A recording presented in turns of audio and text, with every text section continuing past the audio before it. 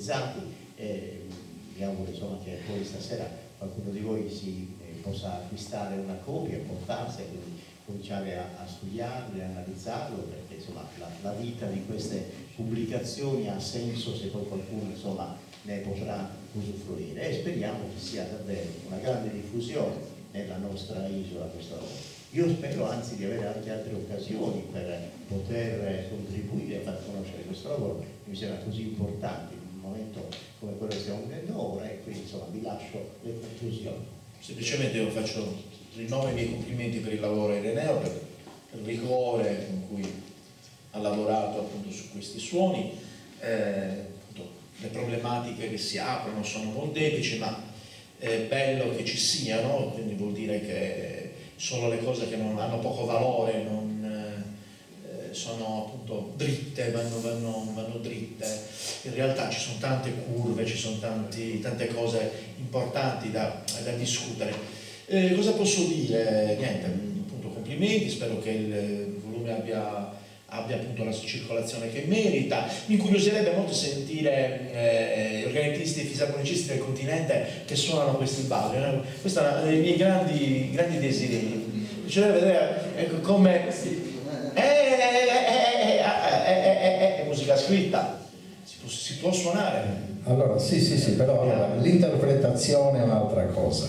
Il sardo interpreta in una maniera diversa, perché io ho veduto anche a Roma, a Milano, me l'hanno chiesto anche docenti del Conservatorio di Palermo, però poi comunque quando lo suonano loro sono tra virgolette freddi, cioè loro stanno solo leggendo. Ma no, questa è una cosa fondamentale, è il problema di trasporre la musica di tradizione orale, che è così. Dimmi? Lo spirito e la cultura che c'è dietro, il mondo. Cioè, questo possiamo chiudere con il fatto che la musica non è solo suono, ma è veramente un portato di storia, di vissuto. Sicuramente l'opera è importantissima, comunque questa la voglio sentire prima o poi. Niente, ti faccio ancora i complimenti. Vi ringrazio appunto di essere stati qui in questa aula magna dedicata a Franco Oppo, grande compositore del Novecento che ha ispirato molta della sua produzione alle pratiche musicali di tradizione orale, ovviamente nell'ambito della musica d'accademia, della musica d'arte occidentale. Invito chi avesse giovani suonatori, eccetera, maestri, perché no, di consigliare ai loro allievi i nostri corsi triennali e biennali, il triennio ordinamentale e il triennio magistrale, che dà la possibilità anche appunto di accedere ai concorsi a cattedra, eccetera, appunto per in qualche modo svolgere un'altra funzione importante che oggi sta venendo a mancare, cioè quella di far conoscere questo patrimonio musicale alle generazioni più giovani.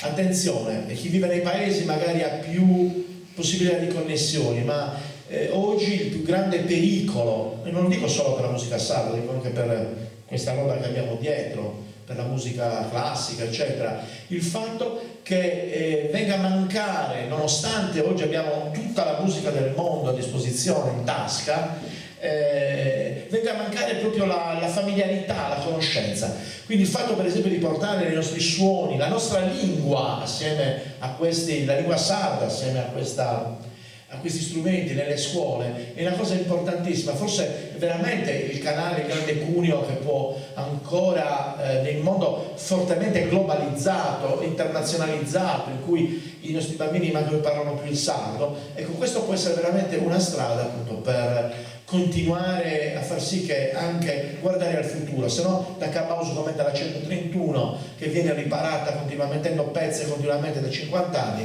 ma senza un progetto per il futuro. Ecco. Grazie Ireneo, veramente ci lasci con una sua. Grazie a voi tutti. Andiamo Va bene, andiamo perché tardi. Grazie, okay. Ad altra volta.